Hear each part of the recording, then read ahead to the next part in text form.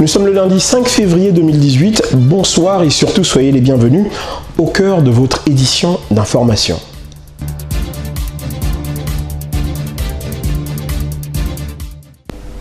Une fois n'est pas coutume, ouvrons ce journal avec un fait divers. La capitale économique a enregistré ce lundi 5 février 2018 un cas d'incendie d'origine inconnue dans le 2e arrondissement, plus précisément au quartier 3 Filao. Bilan de celui-ci, près de 7 maisons ravagées. Reportage.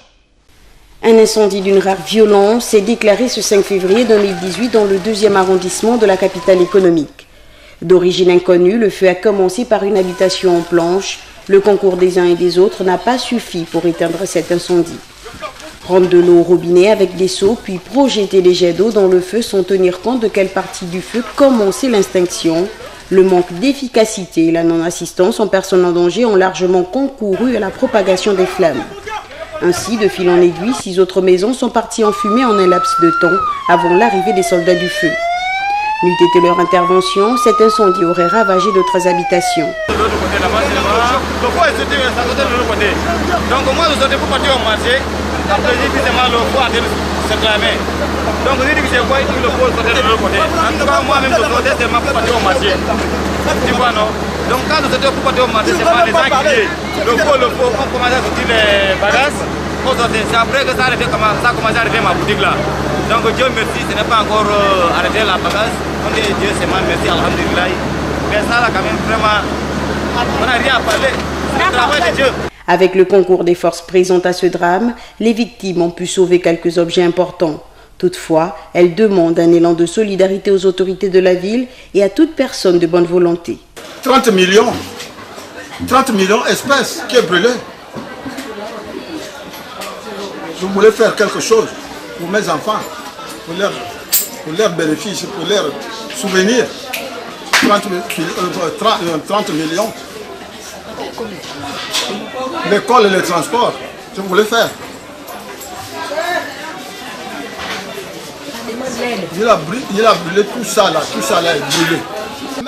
Aux autorités, monsieur le maire qui vient voir les sinistrés.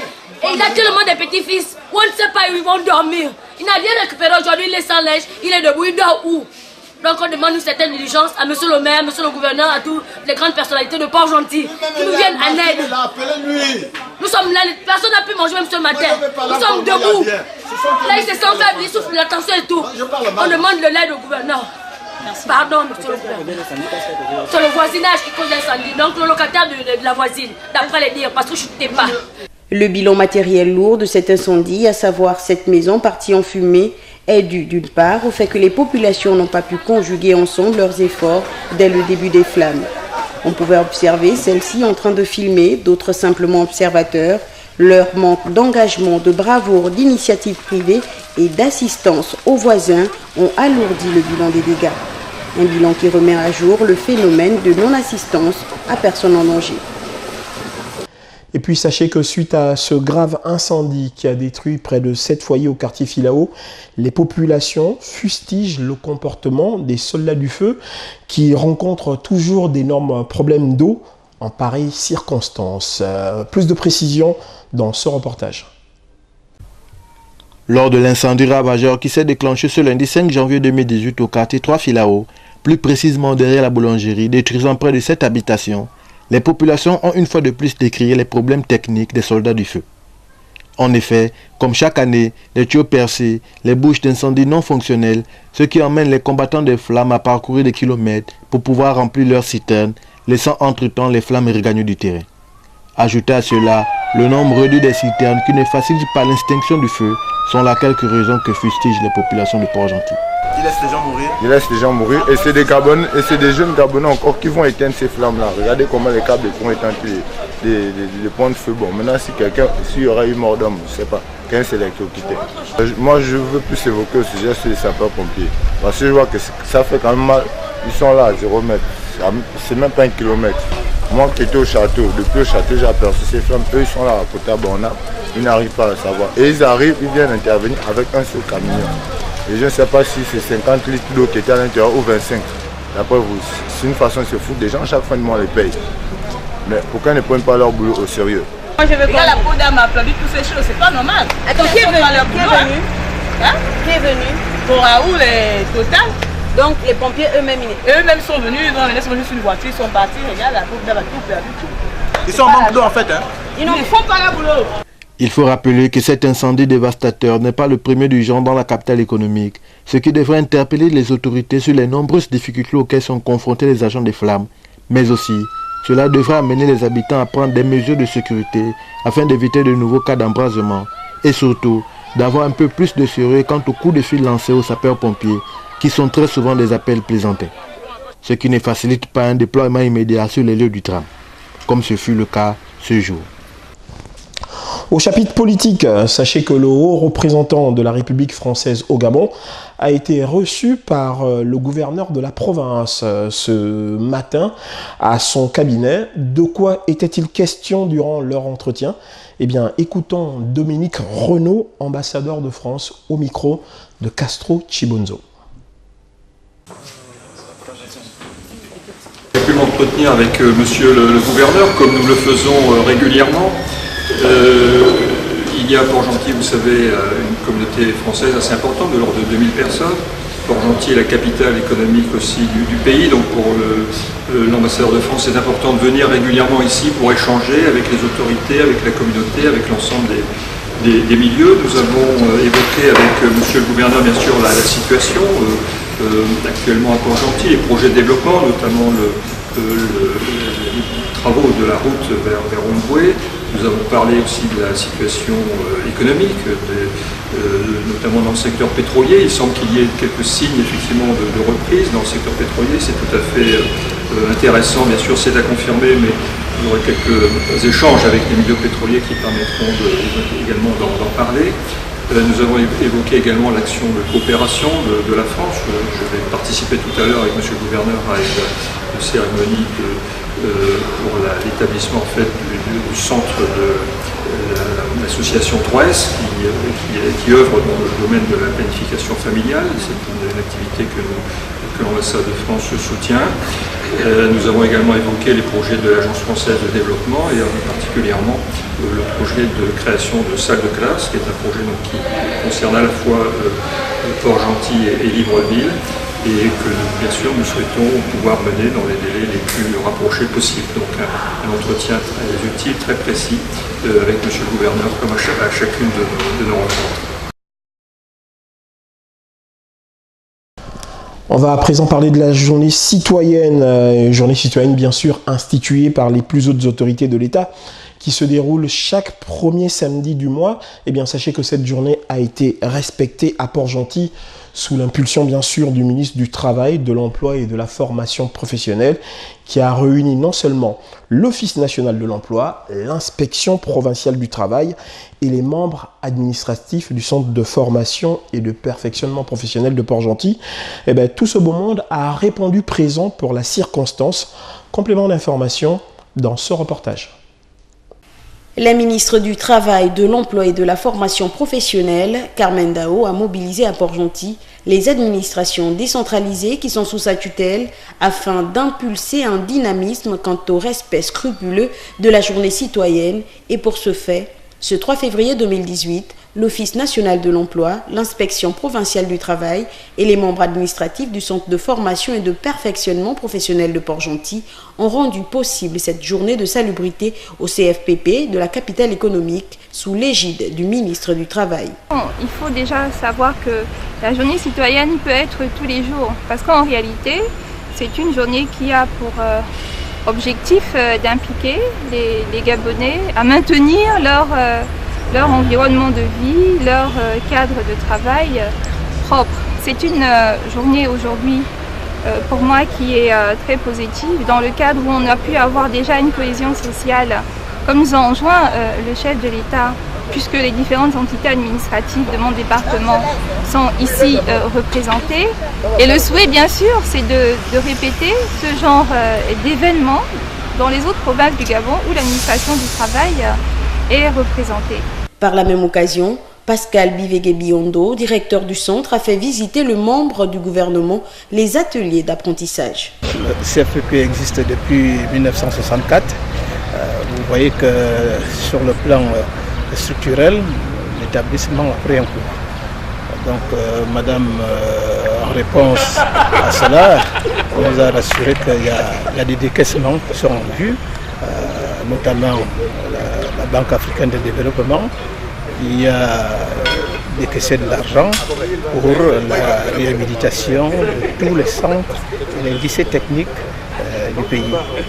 À cela s'ajoute aussi le projet avec la Banque mondiale qui va dans le même sens. Et cela nous a rassuré qu'effectivement on trouvera des solutions durables par rapport aux difficultés que nous rencontrons au quotidien. Madame la ministre a poursuivi ses activités en offrant du matériel de nettoyage à l'association Cheval Blanc qui œuvre dans la préservation de l'environnement.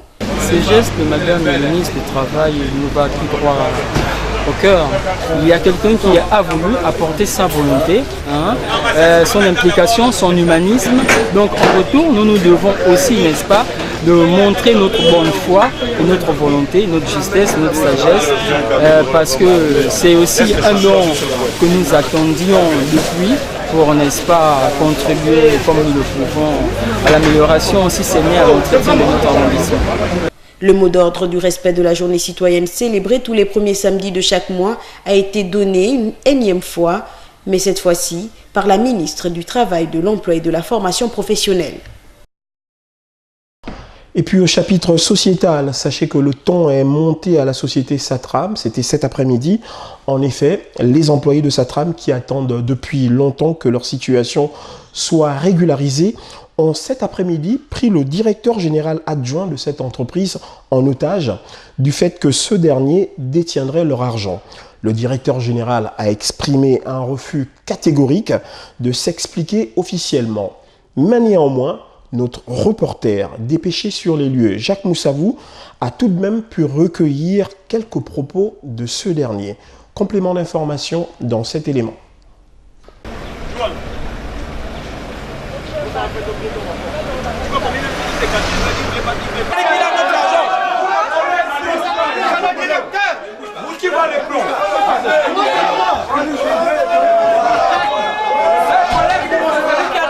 Le directeur général, monsieur le directeur général de la réalisation du programme, il ne fait pas.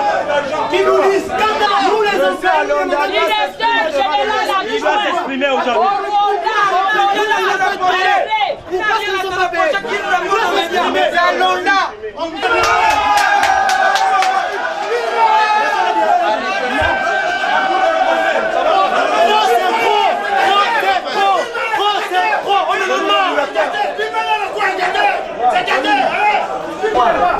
Je leur ai dit, il n'y a aucune vérité que le temps ne finisse par revenir. Leur problème, les gens ne suivent pas à l'origine. Il y a des pesanteurs énormes à Satram, contre lesquels je me bats. Et je suis bien malheureux de constater que ceux qui devaient péter sont les premiers à faire ce qu'ils font. Dès que tu regardes ta société, tu nous chasses. Mais tu meurs de faire avec nous. Non, je vous en prie, je vous en prie. Monsieur le directeur est en train de venir quelque chose. Laissez-lui s'exprimer. Attendez, il y a beaucoup de présenteurs à Satram. Il y a beaucoup de présenteurs à Satram. Je ne peux pas faire une communication qui va nuire à la société. Monsieur, vous savez, sauf que vous n'arrivez pas à comprendre. Mais la société nous nuit déjà. Non, la société nuit déjà les personnels. L'application pour la communication, ce n'est pas la solution de Satram. Moi, je suis un technicien. Lorsque j'émets un avis, je pèse mes mots. On a dit qu'on ne filme pas. David, tu as quel problème avec les gens? David, tu as quel problème avec les gens? C'est comment? Actualité à présent du côté de Libreville, la capitale politique et administrative du Gabon. Les agents de l'entreprise de travaux publics et de construction Antraco à Libreville observent un mouvement de grève depuis pas mal de semaines déjà. Et pour cause, ils revendiquent le paiement des salaires. Le point avec nos confrères de la radio-télévision Nazareth. Crevasses, nid de poules, trous est le constat fait à Aton-Abay dans le 2e arrondissement de la commune de Libreville, où les usagers n'ont d'autre choix qu'à redoubler de vigilance. Seules les images en font la démonstration parfaite.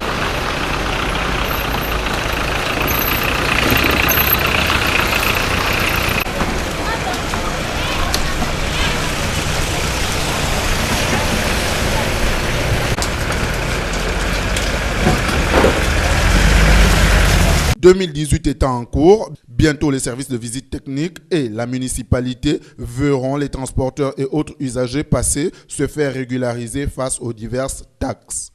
Mais quelles taxes, à quel prix et pour quelle route? Vivement que les autorités compétentes trouvent une solution afin que chacun gagne son bout de pain. Restons toujours du côté de Libreville pour la suite de cette édition d'information. L'axe routier situé au quartier Acton-Abbé, dans le 2e arrondissement de la commune de Libreville, est dans un état de dégradation avancée, obligeant donc les automobilistes à redoubler de vigilance. Reportage. Les activités de l'entreprise de travaux publics et de construction Entraco de Libreville sont paralysées depuis ce matin. Et pour cause, les agents de la dite société ont entamé un mouvement de grève barricadant l'entrée de la direction générale avec des scellés et des pneus en feu. Les points qui fâchent, l'irrégularité des salaires depuis près de 3 ans, à cela s'ajoutent 5 mois de salaire impayés. Par ailleurs, l'entreprise susmentionnée, qui aurait visiblement fait faillite, a semble-t-il entamé un processus de liquidation de matériaux, notamment camions, bateaux et bien d'autres. Pourtant, cet argent n'est toujours pas perçu par ces derniers.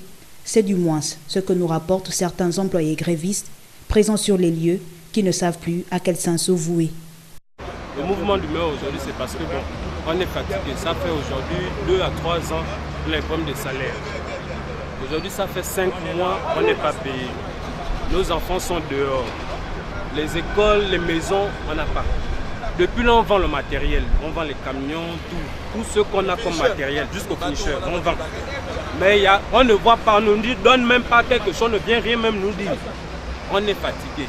Ce qu'on réclame, c'est notre but, nos 5 mois de salaire. S'ils décident de fermer, qu'ils nous payent notre solde de tout compte et puis non pas. C'est tout ce qu'on réclame. L'on se souvient de l'assertion de l'actuel locataire du bord de mer pendant les campagnes électorales de 2009 qui dit ceci: « Je serai heureux lorsque les Gabonais seront heureux ». Fin de citation. Mais au regard de ce qui précède, où le climat actuel des activités est morose, suite à la crise économique qui sévit, qu'en pensent les Gabonais? Nous sollicitons, comment on appelle ça, l'aide du président de la République, puisqu'il nous a dit dans la campagne présidentielle en 2009, ou bien 2016, il sera heureux que quand les Gabonais seront heureux. On a besoin maintenant du président de la République qui vienne à notre secours. Nous sommes des Gabonais, on souffre. On n'arrive plus à payer les scolarités de nos enfants. Nos maisons, on est dehors, complètement dehors. On est à la rue là. On fait comment? On est dans un pays de droit. Les autorités, nos responsables nous prennent, je ne sais pas, pour du bétail. On est fatigués. Jusqu'à présent, ils nous gardent comme ça là. Ils ne viennent même pas nous faire signe que voilà, ceci ou cela. Ils vendent des camions, des engins et tout jusqu'à présent. Mais ils n'arrivent pas à nous payer de plus qu'un simple mois. Qu'à cela ne tienne, les grévistes entendent durcir le ton en cas de non prise en compte de leurs revendications. Affaire à suivre. Voilà, ouvrons à présent notre traditionnelle page d'information consacrée à l'actualité sur le continent. Le casting définitif pour le premier tour de la présidentielle en Égypte est connu. Candidat à sa propre succession, le président Abdel Fattah al-Sisi affrontera Moussa Moustapha Moussa, qui est perçu comme un soutien à l'actuel chef de l'État. Le dirigeant du parti libéral Al-Gadé s'est déclaré candidat à la dernière minute. Reportage. Comme nous le savons tous, Moussa Moustapha Moussa est un partisan du président sortant Abdel Fattah el-Sisi. Moussa a même exprimé son soutien à al-Sisi après l'annonce de sa candidature. Avec tous ces éléments, on peut dire qu'il n'y a plus de suspense pour les élections.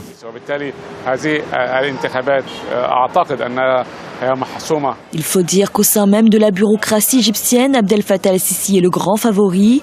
Les chiffres l'attestent, à peine 20 recommandations de parlementaires pour Moussa Moustapha Moussa, contre 549 recommandations pour Abdel Fattah el-Sisi. Abdel Fattah el-Sisi qui a d'ores et déjà largement gagné les faveurs de la population. Le président al-Sisi va gagner les élections car il en a beaucoup fait pendant sa gouvernance. Quant à l'opposition qui a accusé plusieurs défections, elle a purement et simplement appelé les populations à boycotter la présidentielle, accusant au passage le président d'empêcher toute concurrence loyale. Après 13 ans d'attente, les Guinéens étaient aux urnes pour les élections communales. Très attendu, ce scrutin n'a pas été organisé dans le pays depuis 2005. Entre 11 et 45 conseillers communaux vont être élus selon la taille et la densité des circonscriptions. Les Guinéens se sont rendus aux urnes ce dimanche 4 février 2018 dans le cadre des élections communales. Ces élections attendues depuis 2010 ouvrent la voie au retour à une légitimité pour les dirigeants des collectivités locales guinéennes. Dans la commune de Dixine, l'une des plus disputées de la capitale, le taux de participation reste cependant un enjeu majeur. Les gens viennent à compte-gouttes. Donc la participation pour le moment, l'affluence n'est pas comme ça, c'est faible. C'est une grande victoire pour l'UFDG et pour l'opposition d'aller enfin à ces élections locales. On va doter nos communes, nos collectivités d'exécutifs légitimes issus de la volonté des habitants de chaque collectivité. C'est important pour la démocratie. 342 circonscriptions sont en jeu dans ces scrutins locaux. Ils devront aboutir à la mise en place des conseils municipaux des différentes communes dont la mission sera d'élire les maires et enfin jeter les bases du développement local. Le futur maire, moi, quand même, j'attends beaucoup de travail. Quand il fait employer des jeunes, ça aussi, ça vaut mieux parce que les jeunes ne travaillent pas. Le futur maire, il faut qu'il attend beaucoup de travail.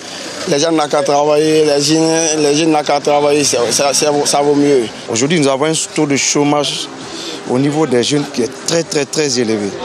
Rien qu'avec l'assainissement, la commune peut créer des centaines, voire même des milliers d'emplois. Bien sûr, si les candidats viennent avec des programmes bien précis, pour le moment, ceux qui n'ont pas pu expliquer durant cette campagne. Plusieurs fois reportées, ces élections devaient se dérouler en 2010, date d'expiration des mandats des conseillers municipaux élus en 2005.